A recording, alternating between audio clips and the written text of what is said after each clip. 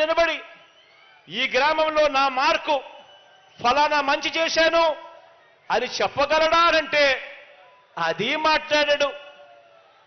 సామాజిక వర్గాలకు మీరు చేసిన మంచేమిటి, సామాజిక వర్గాలకు మీరు చేసిన న్యాయమేమిటి అని అడిగితే చివరికి కుప్పంలో కూడా బీసీలు అత్యధికంగా ఉన్న ఈ ప్రాంతంలో కూడా కనీసం అక్కడ కూడా బీసీ ఎమ్మెల్యేలు మీరు పెట్టని పరిస్థితి కనిపిస్తా ఉంటే సామాజిక న్యాయం, సామాజిక మంచి మీరు ఎక్కడ చేశారయ్యా అని అడిగితే అది మాట్లాడాడు. పేద ఇంటికి వెళ్దాం, పేద ఇంటికి వెళ్దాం, తలుపు తట్టి ఆ ప్రతి పేద ఇంట్లోనూ అడుగుదాం.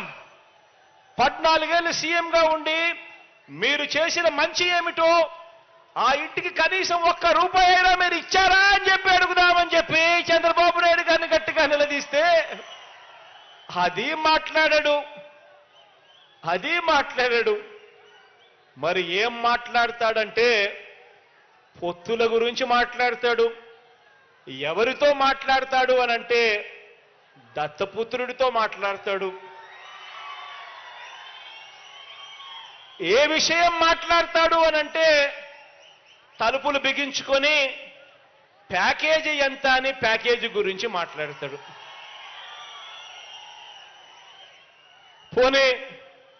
పోనీ కాపులకు మీరు చేసిన మంచేమిటి, పోనీ కాపులకు మీరు చేసిన మంచేమిటి, వంగవీటి రంగాను హత్య చేయించింది మీరే కదా, అందుకే మిమ్మల్ని వారంతా వర్గ శత్రువుగా భావిస్తున్నారు కదా అని మనం అడిగితే దానికి కూడా మాట్లాడడు.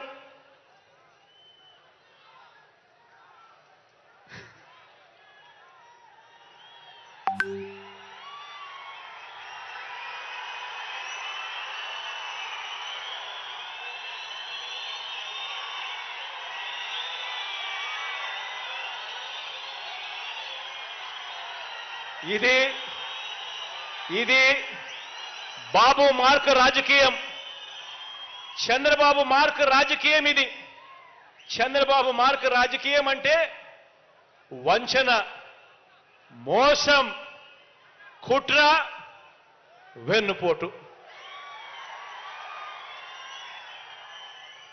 కుప్పం ప్రజలకు కూడా మంచి చేశానని చెప్పే పరిస్థితి లేకపోవటం బాబు మార్కు రాజకీయం అయితే, కుప్పంలో గత ఎన్నికల్లో కుప్పం ప్రజలకు కూడా ఫలానా మంచి చేశాను అని చెప్పుకోలేకపోవడం బాబు మార్కు రాజకీయం అయితే, కుప్పంలో గత ఎన్నికల్లో బాబు మీద గెలవలేకపోయినా కూడా మీలో ఒకరిని బలహీన వర్గాల ప్రతినిధిగా భరత్ను ఎమ్మెల్సీగా చేసి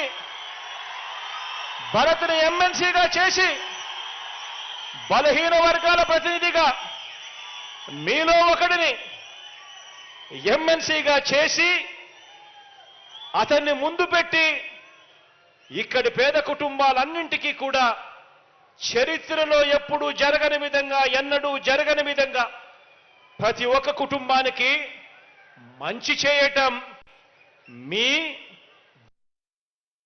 అని చెప్పి కూడా చెప్పడానికి గర్వపడతా ఉన్నా.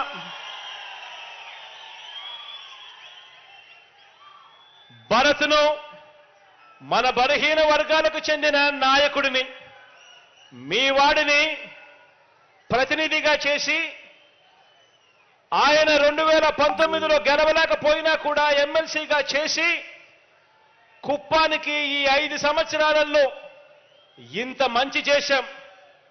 ఇదే భరత్ని, మీ వాడిని కుప్పం ఎమ్మెల్యేగా ఎన్నుకోండి, కుప్పం ఎమ్మెల్యేగా ఎన్నుకోండి. నా కేబినెట్ లో మంత్రిగా స్థానం ఇస్తాను, నా గుండెల్లో పెట్టుకుంటాను. తన ద్వారా కుప్పం నియోజకవర్గానికి మరింత అభివృద్ధి, మరింత సంక్షేమం చేయిస్తాను అని చెప్పి కూడా ఈ సందర్భంగా మాటిస్తున్నాను మీ అందరికీ.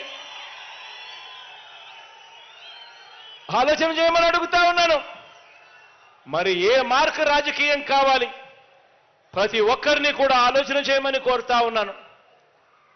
ప్రజల గురించి ఆలోచన చేసే, పేదవాడి గురించి ఆలోచన చేసే, పేదవాడి భవిష్యత్ గురించి ఆలోచన చేసే మీ బిడ్డ మార్క్ రాజకీయం కావాలా, లేక కేవలం ఎన్నికల్లో మిమ్మల్ని ఉపయోగించుకొని తర్వాత గాలి కొదిలేసే రాజకీయం చంద్రబాబు నాయుడు గారు చేస్తా ఉన్న రాజకీయం కావాలా?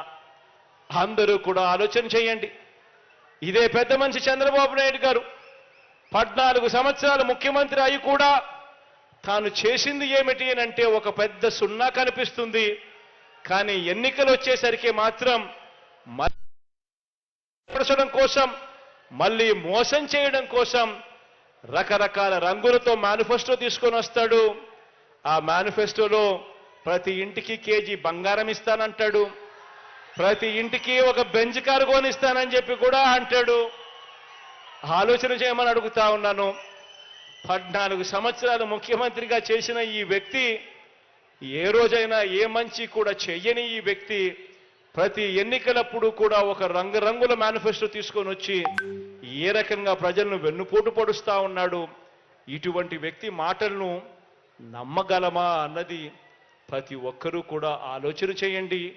ఈ 57 నెలల కాలంలో మీ బిడ్డ ప్రభుత్వం చూశారు. ప్రతి ఇంటికి జరిగిన మంచి చూశాడు. పేదవాడి భవిష్యత్ కోసం మీ బిడ్డ పడతా ఉన్న తాపత్రయాన్ని మీరంతా కూడా చూశారు.